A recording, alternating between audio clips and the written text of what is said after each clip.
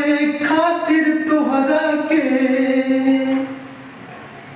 ई दुनिया में भेजले बड़े हैं भगवान बड़ी फुर्सत से तोहरा के बनौले बारे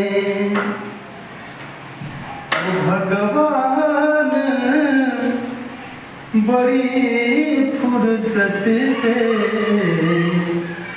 तोहरा के बनौले बारे और केहू के ईमान जदी रही ओकर बस में सोलह सिंगार सजल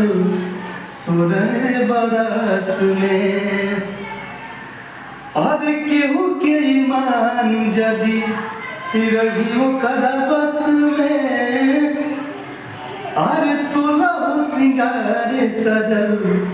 16 बरस में हुस्न के जादू अदा के मंत्र तो पे चलो ले बारे हुस्न के जादू अदा के मंत्र तो पे चलो ले बारे भगवान बड़ी फुर्सत से तोहरा के बनौले बारे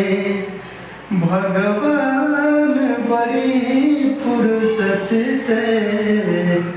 तोहरा के बनौले